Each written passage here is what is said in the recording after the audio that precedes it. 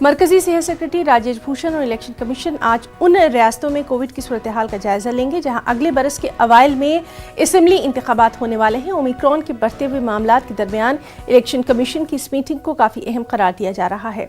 आपको बता दें कि उत्तर प्रदेश, पंजाब, उत्तराखंड, गोवा और मणिपुर में अगले साल के अवाइल में इंतखाबात होने का इम्कान है।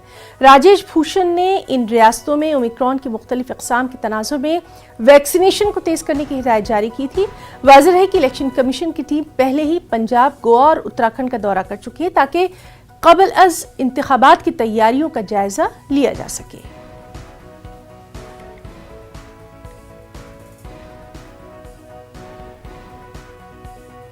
और चलिए सीधे रुख करेंगे हमारे साथी सुशील पांडे का। सुशील, बहुत अहम माना जा रहा है जिस तरह से ये जो ईसी के मेंबर्स की टीम जो है वो उन स्टेट्स का दौरा करने वाली है जहां पर कोविड की सिचुएशन, सूरत हाल कहीं ना कहीं खराब मानी जा रही है।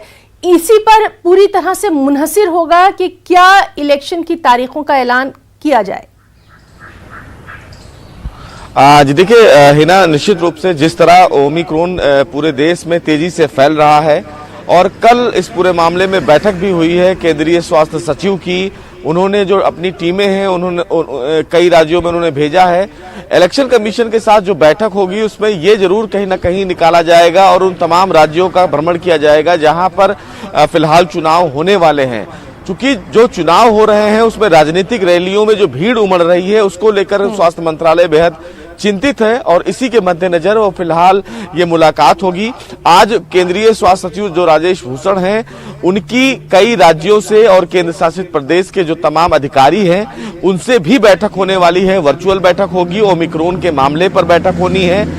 चूंकि जो फिलहाल केंद्र सरकार के द्वारा कोरोना को लेकर तमाम प्रोटोकॉल्स हैं या केंद्र सरकार के द्वारा तमाम जो गाइडलाइन है एक और उनको तो हिना इम्प्लीमेंट करने की बात कही जा रही है, लेकिन और क्या प्रिकॉशंस लिए जा सकते हैं तमाम अस्पतालों के द्वारा या तमाम स्टेट गवर्नमेंट के द्वारा कोरोना को लेकर, वो बेहद जरूरी है। और उसी बाबत आज लगभग 11:30 बजे हिना केंद्रीय स्वास्थ्य सचिव इस मामले में बैठक करेंगे जिसमें तमाम राज्यों के जो केंद्रीय स्वास्थ्य से संबंधित अधिकारी हैं, बड़े अधिकारी हैं, वो जुड़ेंगे और अपने अपने राज्यों की सूरत हाल को उनके सामने रखेंगे।